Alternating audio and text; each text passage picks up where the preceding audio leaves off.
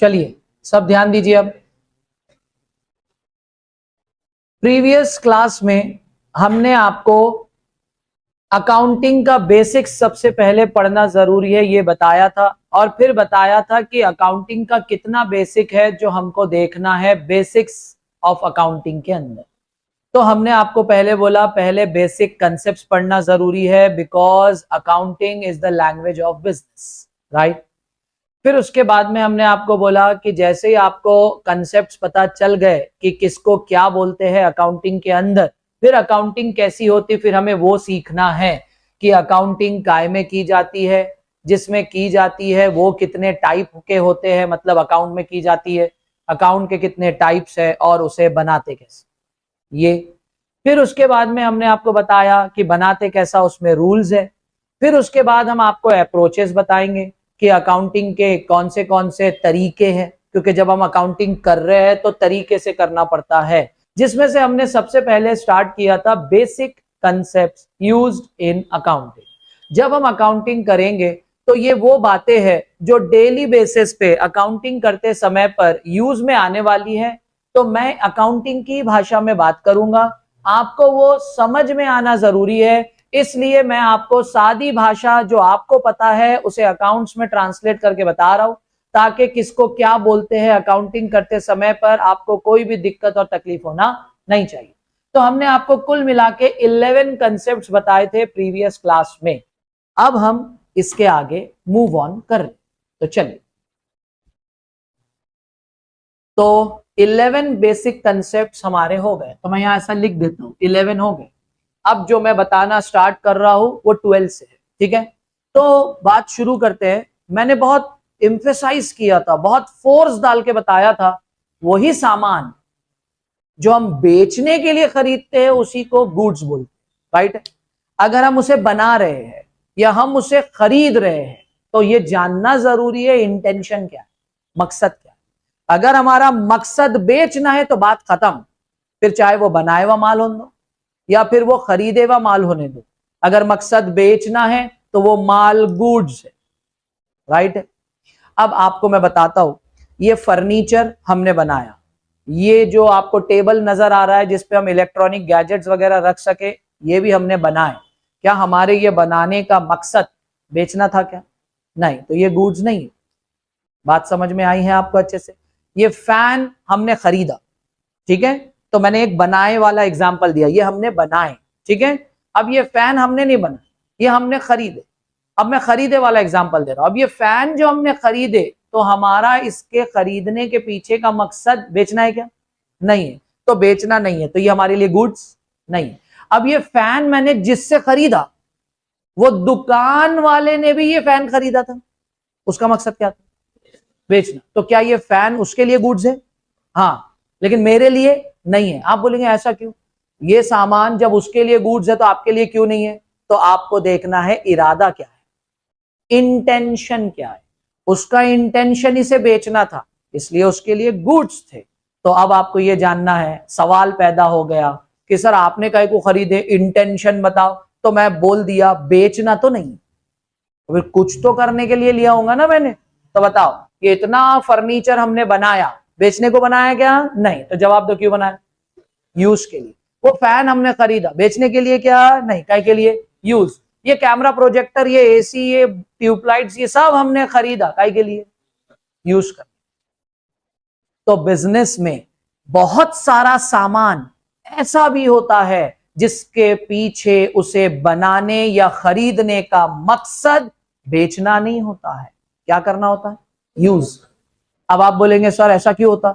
Businessman इतना सामान काय को खरीदता है या बनाता है, इस्तेमाल करने के वास्ते क्या जरूरी है? तो जवाब है यस। अगर बिजनेस में वो सामान यूज नहीं करेंगे तो बिजनेस नहीं कर सकते। जैसे एग्जांपल के तौर पे मैं कल ये पूरे बेंचेस उठा देता, ये कैमरा हटा देता, ये प्रोजेक्टर भी यूज नहीं करते, ये फैन भी यूज नहीं करते, ये एसी भी यूज नहीं करते, ये ट्यूबलाइट भी यूज नहीं करते, तो आप बोलेंगे फिर आप भी घर पे बैठो, हम भी घर पे बैठते, क्लास कहां से होंगी फिर, राइट है। ये सारी चीजें हम इस्तेमाल कर रहे हैं, तो ये चीजें यूज इसलिए करता बिजनेस ऑर्गेनाइजेशन ताकि वो सामान या वो सर्विस अच्छे से दे सके। क्योंकि वो जितना अच्छा सामान और सर्विस देगा कस्टमर उतने अच्छे पैसे देते। ठीक है। और बिजनेस ऑर्गेनाइजेशन में जो भी चीजें बिजनेस यूज करता है फॉर द बेनिफिट, अच्छा ये फायदा एक दो दिन का नहीं रहेगा, सालों साल का रहेगा।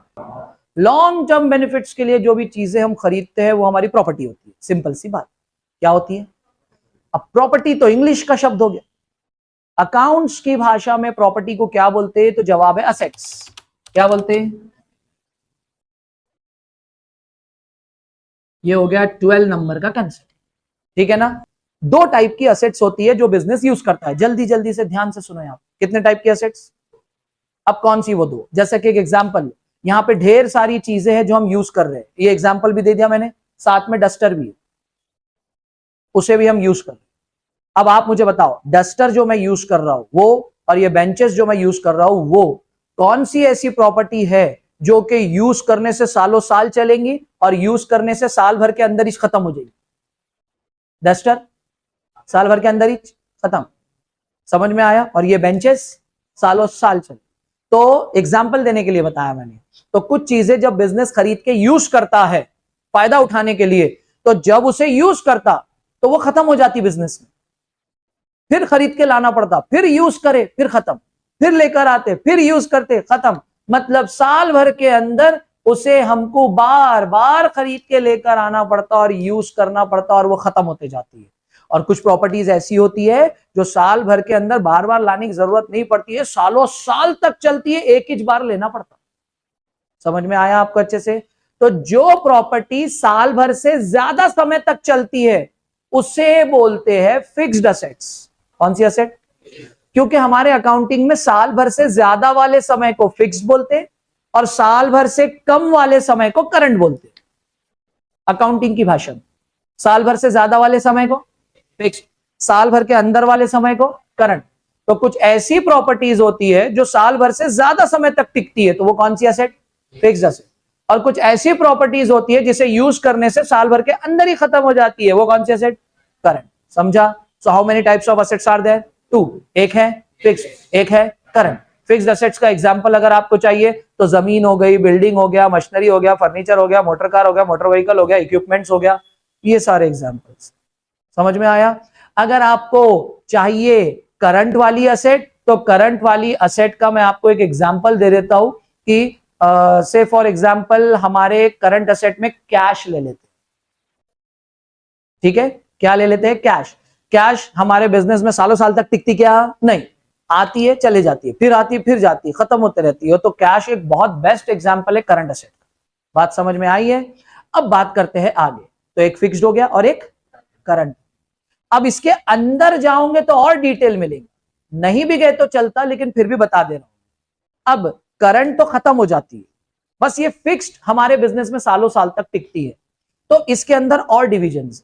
अब फिक्स्ड असेट्स में कुछ ऐसी असेट होती है जो बिजनेस सालों साल इस्तेमाल करता है, लेकिन वो दिखाई भी देती और हम उसे छू भी सकते, तो उसे क्या बोलेंगे, टैंजिबल। अब कुछ प्रॉपर्टीज बिजनेस में ऐसी होती है जिसे आप यूज तो कर रहे हो लेकिन वो दिखाई नहीं देती, आप उसे छू नहीं सकते, सिर्फ आप उसे फील कर सकते हो, वो होती है इनटैंजिबल। बोलो बात समझ में आई। तो फिक्स्ड असेट के अंदर दो टाइप्स हो गए, एक हो गया टैंजिबल और एक हो गया इनटैंजिबल। अब टैंजिबल कौन से होते हैं, तो ये है लैंड, बिल्डिंग, मशीनरी, आप इसे देख भी रहे और छू भी सकते। समझ में आया। और इनटैंजिबल कौन से हो गए, बिजनेस का नाम। अब इनटैंजिबल इन द सेंस क्या, आप इसकी वैल्यू मेजर नहीं कर सकते देखकर, मतलब देखने से नहीं लगता कि ये इतनी वैल्यू का होगा। तो वैल्यू कैसा मेजर करेंगे, by way of experience.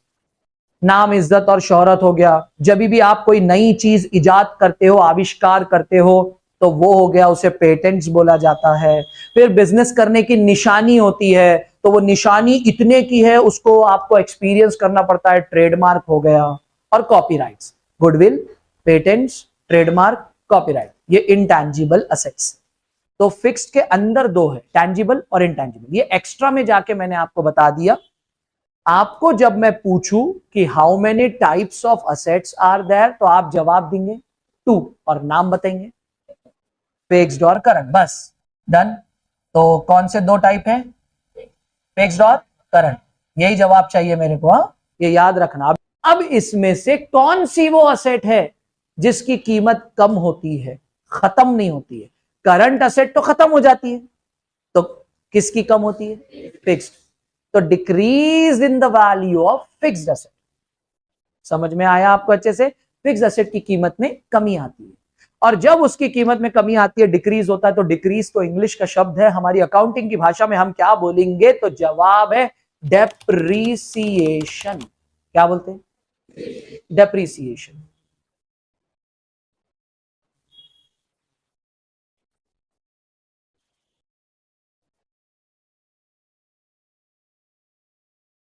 Thirteen number. अब मुझे बताओ, क्या प्रॉपर्टीज की कीमत सिर्फ कम होती क्या? नहीं, और क्या हो सकती? बढ़ भी सकती है। अगर प्रॉपर्टीज की कीमत बढ़ती है तो उसे हमारी अकाउंट्स की भाषा में, देखो इंग्लिश में इंक्रीज बोलते हैं, तो अकाउंट्स की भाषा में एप्रिसिएशन। और ये दोनों शब्दों को याद रखो, ये बहुत काम में आएगा अकाउंटिंग करते समय पर। आपको प्रॉब्लम में बोलेगा ये बिल्डिंग को डेप्रिसिएशन करो, तो मतलब वो बोल रहा बिल्डिंग की कीमत को कम। ये बिल्डिंग को एप्रिसिएशन करो, मतलब वो बोलना चाह रहा बिल्डिंग की कीमत बढ़ाओ। तो ऐसा हिसाब करना पड़ता हमारे को, और ये भाषा में बोलेगा वो, इसलिए आपको सिखाया जाए। समझ आई ये बात? तो फिर कीमत बढ़ाने को बोला जाता है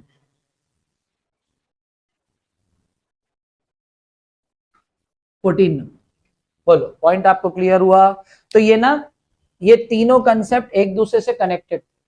असेट्स, जब हमने असेट्स पढ़ा तो पता चला फिक्स्ड होती है और करंट होती है। करंट तो खत्म हो जाती है, फिक्स्ड खत्म नहीं होती है, कम होती है। तो सवाल पैदा होता, कम होती है तो फिर जब हिसाब में हम उसे कम करेंगे तो क्या बोलते?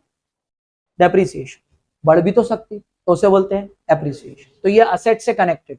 समझ में आया? अब मूव ऑन करेंगे। आप मुझे बताइए, प्रॉपर्टीज का उल्टा क्या होता है?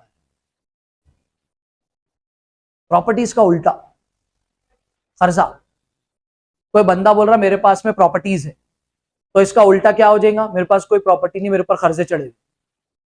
बात समझ में आई है? तो इन शॉर्ट याद रखो, हमारे बिजनेस के अंदर कर्जे भी होते हैं, और कोई भी बिजनेस बिना कर्जों के नहीं चलता।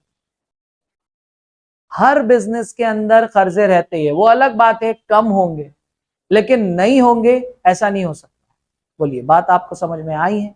कोई डाउट इसमें? और एक शॉर्ट में एक बात बता दूं, बिजनेस में सारा पैसा बिजनेस में खर्च होता है। आप बोलेंगे वो कैसा? आप बात को नहीं समझे। मैं आपको बोल रहा हूं बिजनेस मतलब मैं थोड़ी हूं, बिजनेस मतलब मेरा इंस्टीट्यूट। क्या ये इंस्टीट्यूट के पास खुद का कोई पैसा होगा क्या? ये बोल रहा हूं। तो ये जो ऑर्गेनाइजेशन है, ये चल रहा कैसा? तो इसमें पैसा है। कहां से आया ये पैसा? तो इसके दो जवाब। पहला जवाब, बोलो कौन लगाया हूं? ओनर ने लगाया हो। कोई भी बिजनेस ऑर्गेनाइजेशन में पहले जो पैसे लगाता है वो कौन होता है? ओनर। इसका मतलब बिजनेस ऑर्गेनाइजेशन ने ओनर से पैसे लिए, ऐसा समझो उसको। तो बच्चा बोलता है काय को समझू मैं, ये थोड़ी कुछ ले सकता है। लेता है ये। आप बोलेंगे किस हिसाब से? तो याद रखो, अकाउंटिंग करते समय पर हम अकाउंटिंग बिजनेस की करते हैं, बिजनेसमैन की नहीं। ये आपके दिमाग में फिट होना। हम अकाउंटिंग किसकी सीख रहे? Business, not businessman. और याद रखो, बिजनेस को भी पर्सन का दर्जा दिया गया है।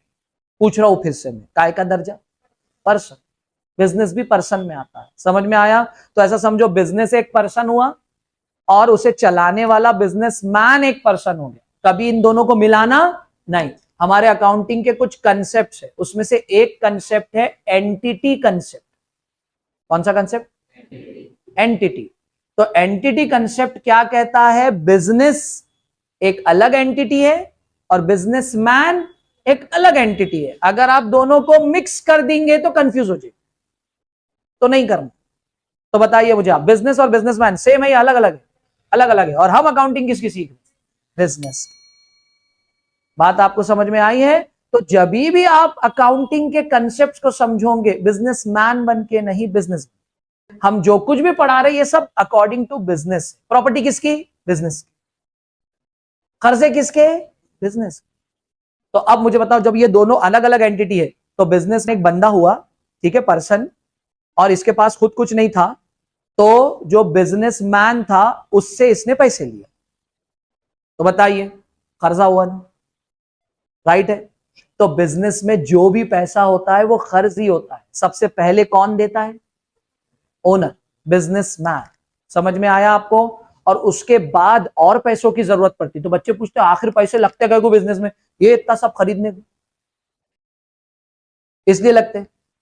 तो इन शॉर्ट मैं ये बोल रहा हूं कि बिजनेस के अंदर अगर मालिक के पास पैसा नहीं है तो उसे बाहर से लाना। समझ में आई आपको बात? तो जो बाहर से लिया हुआ पैसा रहता, मालिक छोड़कर जो बाहर से लिया हुआ रहता, उसको क्या बोलते हैं? लाइबिलिटी। क्या बोलते हैं? तो आप बोलेंगे मालिक से जो लिया हुआ है उसको क्या बोलते हैं, और उसको अलग क्यों बोलते हैं? खर्च क्यों? वो भी खर्च ही रहता, फिर उसका अलग नाम क्यों है? इसलिए है ताकि आइडेंटिफिकेशन हो सके। अकाउंटिंग सिस्टमैटिक होती है, आइडेंटिफाई होना मालिक का कितना और मालिक को छोड़ के दूसरों का कितना, क्योंकि मालिक और बाहर वालों में फर्क है। बिजनेस के लिए मालिक अपना होता है और बाहर वाले जो होते हैं वो गैर है, अनजान है, थर्ड पर्सन। बोलो बात आपको समझ में आई है? तो फिर कल को बिजनेस में कोई आफत आई या कुछ ऊंच नीच हो गई तो मालिक का पैसा डूब भी गया तो कोई हरकत, बाहर वालों का डूबना नहीं चाहिए। तो अलग रखो हिसाब, कितना मालिक का है और कितना बाहर वालों का, इसलिए इनके नाम भी अलग अलग। बात समझ में आई? तो लायबिलिटी किसको बोलते हैं? बाहर वालों के पैसों को, इसमें मालिक का पैसा रहता नहीं। जब भी हम बात लायबिलिटीज बोलते हैं तो बाहर वालों का पैसा, ये भी याद रखो। आगे बढ़ते हैं, अगला क्या है? लायबिलिटी मतलब बाहर वालों का पैसा। तो जो मालिक का पैसा बिजनेस के अंदर होता है उसे क्या बोलते हैं? उसे बोलते हैं कैपिटल। क्या बोलते हैं? कैपिटल बोला जाता है। तो हमने आपको एक लायबिलिटी बताया, लायबिलिटीज हो गया, और कैपिटल। तो बिजनेस के अंदर जितना भी पैसा होता है या तो वो मालिक का रहेगा या तो वो बाहर, और ये सारा पैसा मिलके बिजनेस में लग जाता। काय में लग जाता? असेट्स, और बिजनेस चलता। बोलो बात आप लोगों को समझ में आई? कोई डाउट इसके अंदर? अब मूव ऑन करते आते। अब मालिक पैसे लगा रहा, तो ऑब्वियस सी बात है मालिक बिजनेस में पैसे क्यों लगाता? ताकि भाई उसको पैसा कमा सके, उसे पैसे मिले। तो कल को मालिक को पैसों की जरूरत पड़ी तो क्या मालिक दर बदर की ठोकरे खा के बाहर वाले से मांगेगा? नहीं, क्या करेंगे? बिजनेस में से लेंगे। अब मेरे को 10,000 रुपए की जरूरत पड़ रही, कहां से लूंगा मैं? बिजनेस से लूंगा। अब पॉइंट ये है, हिसाब रखना पड़ेगा ना, मालिक ने कितना लगाया और कितना लेकर गया। लगाया मालिक ने पैसा तो कैपिटल बोलते हैं। अगर मालिक पैसे निकालकर लेकर जाता है तो उसे ड्रॉइंग्स बोलते हैं। क्या बोलते हैं? ड्रॉइंग्स। मालिक अगर पैसे निकालता तो उसको ड्रॉइंग्स बोलते हैं, ठीक है ना? तो चलो, तो उसे बोला जाता है ड्रॉइंग्स। अब एक एक सवाल, मतलब छोटा सा सेंटेंस पूछूंगा मैं सवाल के रूप में, आप उसका जवाब दीजिए, ठीक है? प्रॉपर्टीज को क्या बोलते हैं? असेट्स। प्रॉपर्टी की कीमत कम हो रही, प्रॉपर्टी की कीमत बढ़ रही, बिजनेस में बाहर वालों के खर्चे, बिजनेस में मालिक का पैसा, बिजनेस में से मालिक पैसे निकाल के लेके जा रहा। क्लियर है? बस इतना याद रखो तुम, काफी। ठीक है, तो ये भाषा सीखते जा रहे हो आप, आपको आते जा रही है दिमाग में, ठीक है? अब मूव ऑन करते आगे। अब बिजनेस चालू, राइट? अब बिजनेस चालू हो गया। चालू हो गया तो बोले तो क्या चक्के लगे हुए इसको, अब चलेगा? नहीं। तो बिजनेस चलना मतलब क्या? हाँ, जवाब आया, सेल। बिजनेस चलना मतलब बिजनेस में माल बिकना चालू। अच्छा, माल बिकता तो क्या होता? पैसे आते, पैसे। तो जितना भी पैसा बिजनेस के अंदर सेल के जरिए आता है, किसके जरिए? अगर आपका सामान है तो वो बेचकर, सर्विस है तो वो बेचकर, जो काम है आपका वो करके, जितना भी पैसा आपके पास में आएगा, जितना भी, वो सारी आपकी कमाई रहेंगी, क्योंकि आपने काम करके कमाया। उसे क्या बोलते हैं? कमाई। कमाई तो आपकी भाषा है। अब इसे अकाउंट्स की भाषा में क्या बोलते हैं? तो क्या बोलते हैं? इनकम। बोलिए बात समझ में आई है? तो इसे क्या बोला जाता है? इनकम।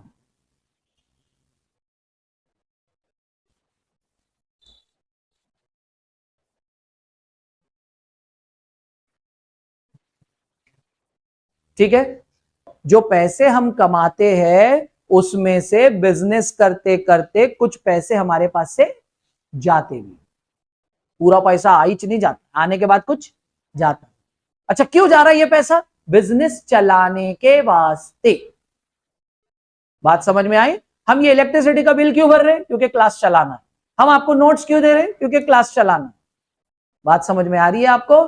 तो काम करने के लिए जो पैसा जाता है बिजनेस से, उसे खर्चा बोलते। क्या बोला जाता है? खर्चा। तो खर्चे को अकाउंट्स में बोलते एक्सपेंसेस। ठीक है, तो जब पैसा काम करके आता तो उसे इनकम, और जब हम काम करते तो कुछ पैसे जाते हमारे बिजनेस से तो उसे बोलते एक्सपेंसेस। ठीक है ना? तो फिर ये एक कंसेप्ट हो गया।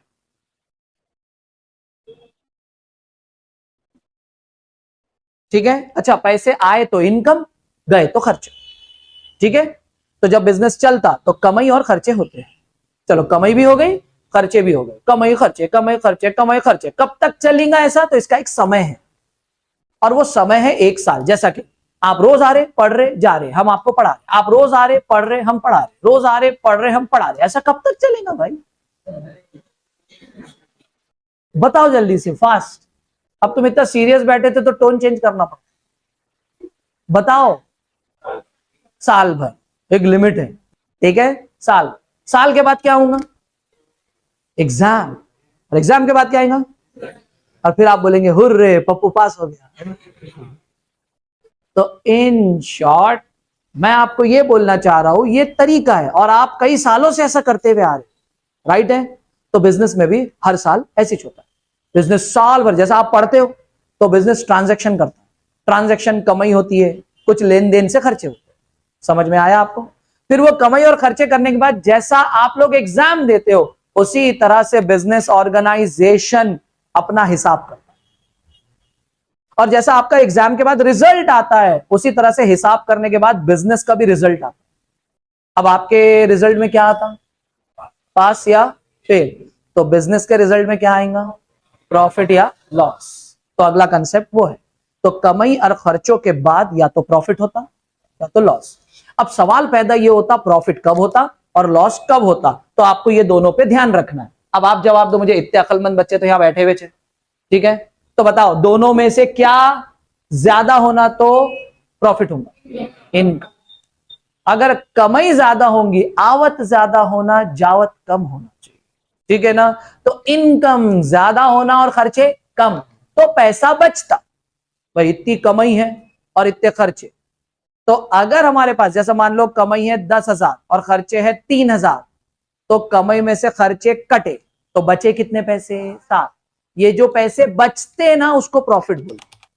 तो जितना भी पैसा बिजनेस में बचता इनकम और खर्चों के बाद, तो उसे क्या बोलते हैं? प्रॉफिट। तो प्रॉफिट बचे हुआ पैसा हो। बात समझ में आई है आपको? तो उसे बोलते हैं प्रॉफिट। 20। ठीक है ना? अब बात करते हैं आगे। अब बताओ दोनों में से क्या ज्यादा हो गया तो नुकसान हो जाएगा? एक्सपेंसेस। अगर आपके पास से ज्यादा खर्चा हो गया और उतनी कमाई हुई नहीं, तो अब आपके पास पैसे बचेंगे नहीं, कम पड़ेंगे। क्योंकि खर्चा ज्यादा हो गया, कमाई कम, तो आप बोलेंगे बाकी के पैसे कहां से लाते फिर? तो गई भैंस पानी में। तो क्या हो गया आपको? लॉस। क्लियर हुआ आपको? और लॉस का मतलब क्या है? जब पैसे कम पड़ जाते हैं हमको तो उसे नुकसान बोलते हैं। बोलो, पॉइंट क्लियर हुआ आपको? बच गए तो प्रॉफिट, कम पड़ गए तो लॉस। सब बराबर जा रहा ना सीरियल नंबर? बोलो, क्लियर है? पक्का? अब मूव ऑन करेंगे आगे। थोड़ा रुको क्या, 1 मिनट, 1 मिनट रुकिए।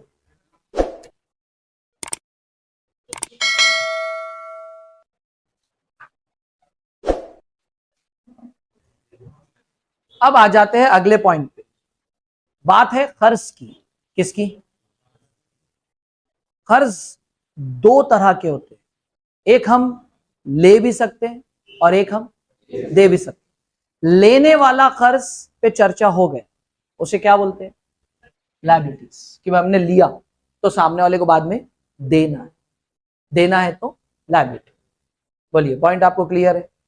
अब जो मैं खर्च की बात कर रहा हूं, ये वो खर्च है जो बिजनेस किसी को दे रहा है। अगर ये खर्च जब दिया जाएगा तो इसका पैसा हमें बाद में मिलेगा, आना है। तो जिस बंदे को हम ये खर्च देंगे तो उस बंदे से हमें पैसा आना। तो वो बंदा जिससे पैसा आना होता है उसको क्या बोलते हैं? डेटर। तो ये डेटर से जुड़ा हुआ खर्च।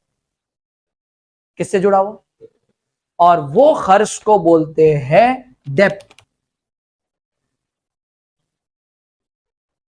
कंफ्यूजन ना हो बोल के मैंने डायरेक्ट कनेक्ट करके बता दिया। वो खर्च को क्या बोलते हैं? डेप्ट।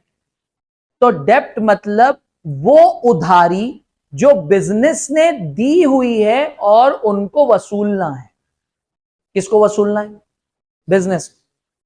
तो बिजनेस बहुत सारा सामान लोगों को उधार देता, और जब दे देता तो वो लोगों से उसे पैसे लेना होते हैं, तो वो सारे लोग उनके डेटर्स होते हैं। तो वो वाले उधार की बात चल रही है जिसे डेप्ट्स बोलते हैं। बोलो, बात समझ में आई है? अब ये उधार को क्या करना पड़ेगा? वसूलना पड़ेगा, देना पड़ेगा। तो अपन का लेना पड़ेगा। हाँ, तो ये उधार हमें क्या करना पड़ेगा? वसूलना पड़ेगा। अब पॉइंट ये है कि जब हम वसूलने जाएंगे तो हम वसूली भाई तो नहीं बन सकते, है ना? वो मूवी देखे आपने? कौन सी पिक्चर थी? गोलमाल। मस्त ऐसा नेहरू शर्ट पहन लिए, टीका लगा डाले, मोटी चेन। नहीं ना? तो तुम कहीं और ही चल जाएंगे फिर। राइट है? तो अब मुझे बताओ कि जब हम पैसे वसूलने जाएंगे तो हम ठहरे बिजनेसमैन।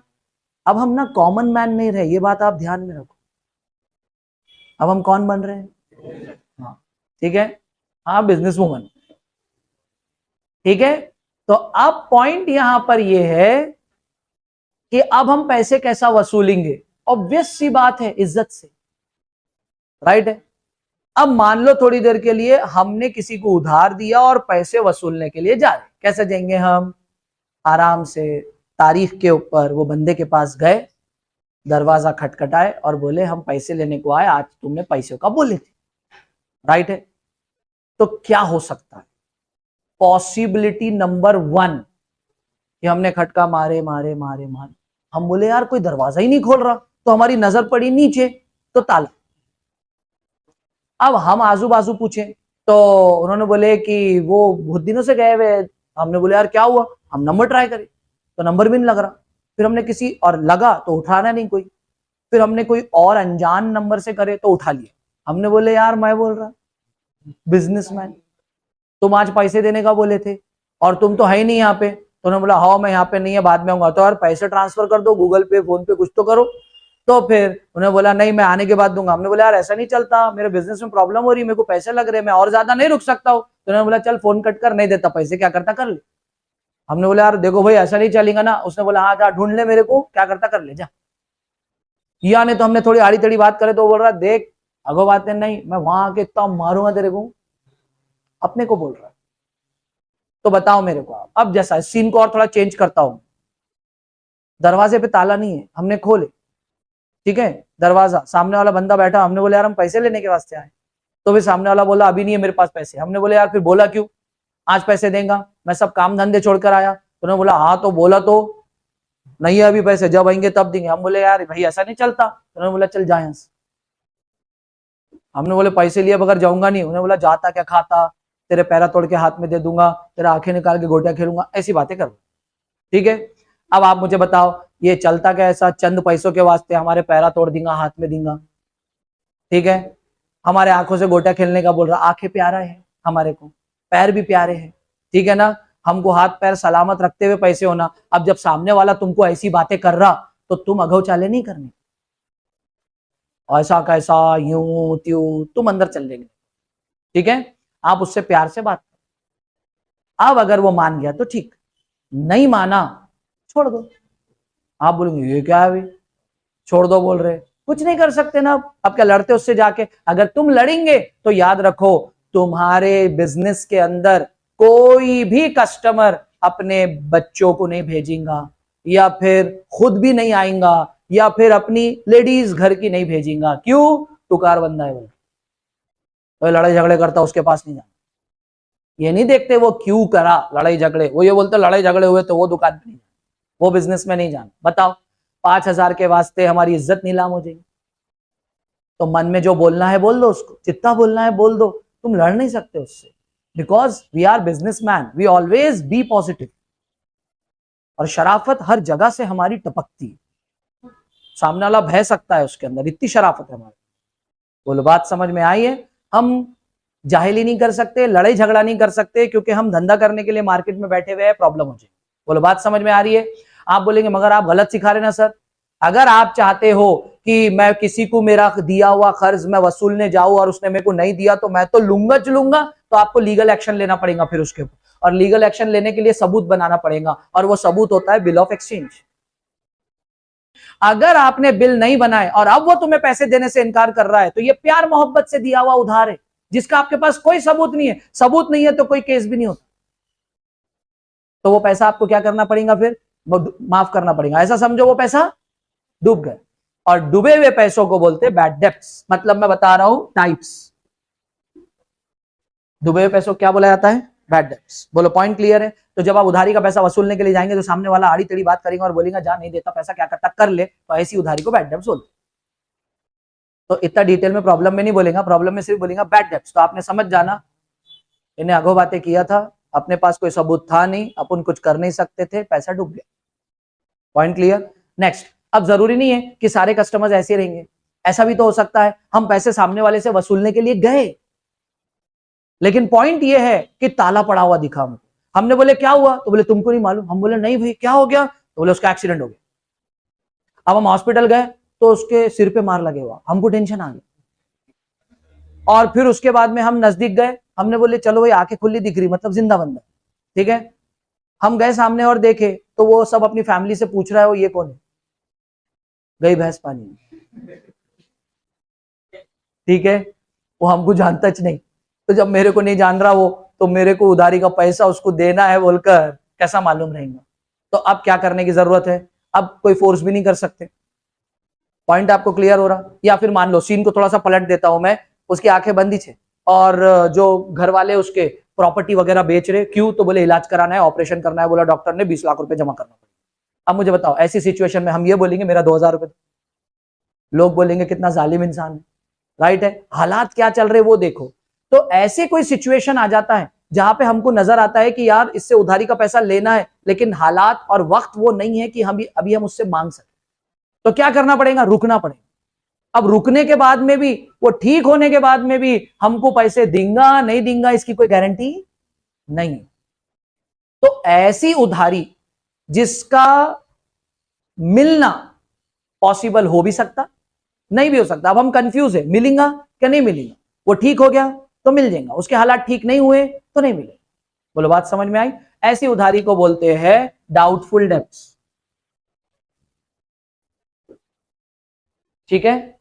और आप बोलेंगे सर ये उधार दिए तो ऐसी होते क्या तमाशे खाली? नहीं, मैं आपको बता रहा वर्स्ट सिचुएशन से। अब अच्छी वाली सिचुएशन पे आते हैं कि हमने उधारी का पैसा मांगा, सामने वाले ने बोला हाँ ठीक है मैं तुम्हारा पैसा तुम्हें तारीख पे दे दूंगा, ये अच्छी उधारी है, इसे क्या बोला जाता है?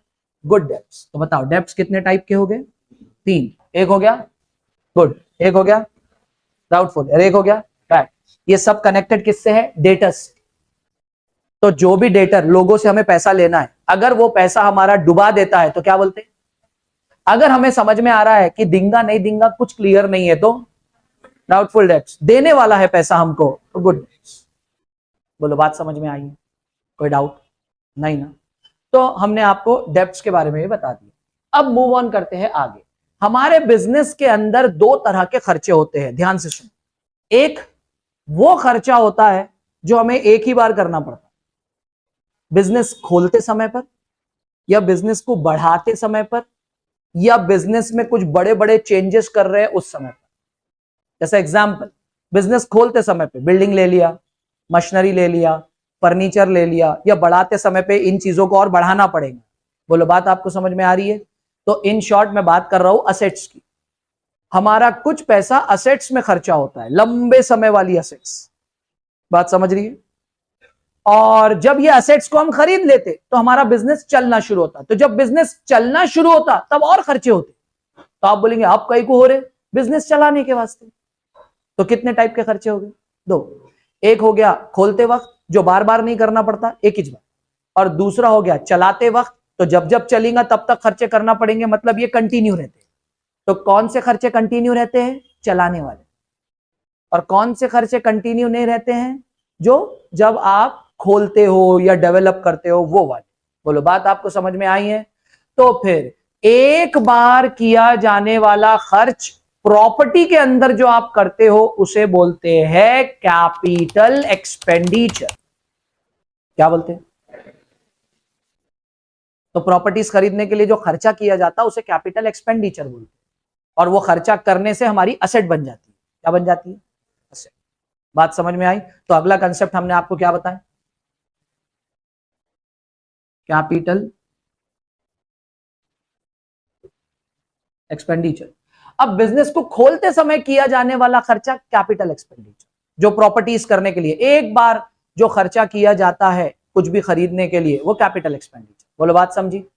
अब आप बोलेंगे बिजनेस चलाने के लिए खर्चे किए जा रहे हैं तो वो बार बार होते हैं, जैसे सैलरी का देना, रेंट का देना, ठीक है, प्रिंटिंग एंड स्टेशनरी हो गई, इलेक्ट्रिसिटी का बिल हो गया, टेलीफोन का बिल हो गया, ये बार बार करने पड़ते हैं हमारे को खर्चे, क्योंकि बिजनेस चलेगा नहीं ये खर्चे नहीं करेंगे तो बिजनेस को चलाने के लिए किए जाने वाला खर्चा क्यों करते? कमाने के वास्ते। तो कमाने के लिए किया जाने वाला खर्च होता है रेवेन्यू एक्सपेंडिचर। कौन सा एक्सपेंडिचर? रेवेन्यू। तो उसे बोलते हैं रेवेन्यू एक्सपेंडिचर।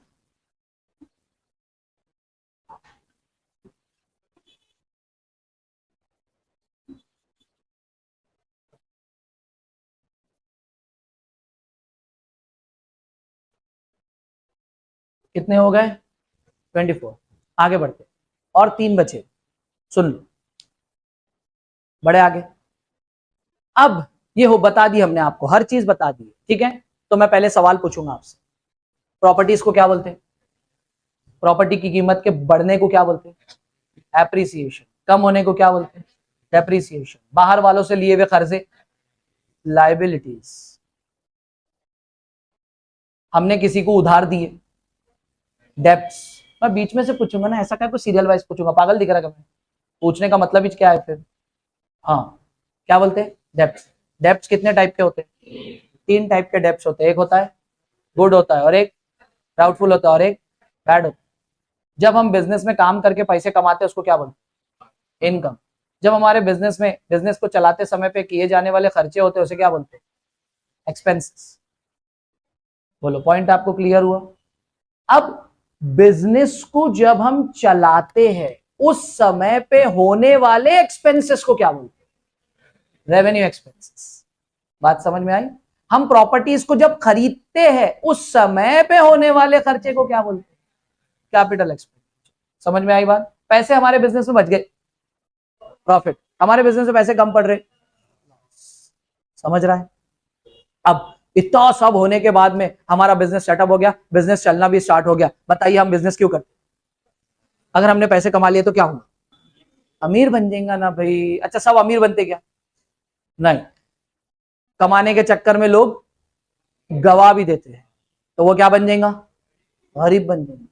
समझ में आया आपको अच्छे से?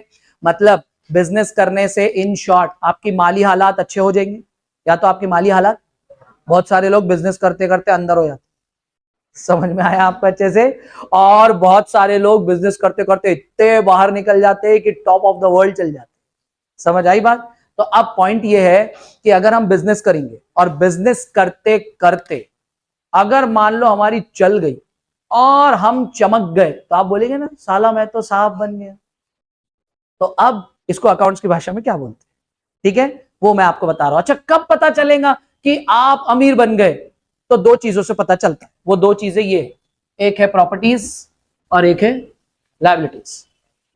ये दोनों चीजों को ध्यान में रखने का। अब जल्दी बताओ, अमीर बनना अच्छा है ना?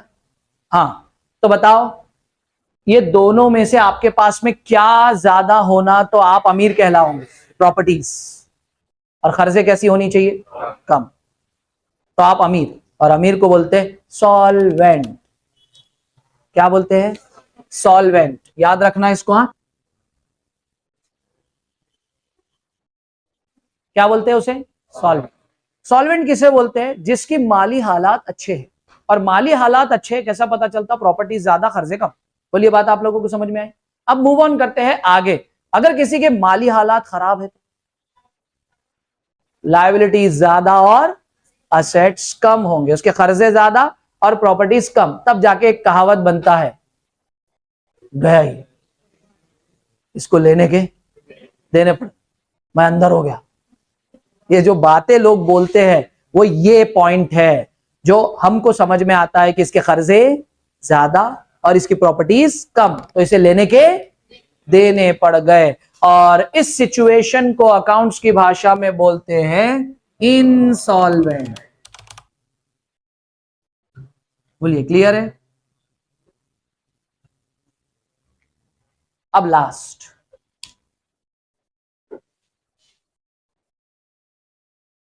हम काम कहां करते हैं, काम करने के लिए क्या लगती है, जगह। हाँ, ये पॉइंट, जगह। तो ऐसी जगह जहां काम किया जाता है उसे बोलते हैं ऑर्गेनाइजेशन। अब सवाल ये पैदा होता है कि वहां काम क्यों हो रहा है, तो अभी मैं बता रहा हूं आपको, ऑर्गेनाइजेशन बोलते हैं उसे। ये तो हो गया।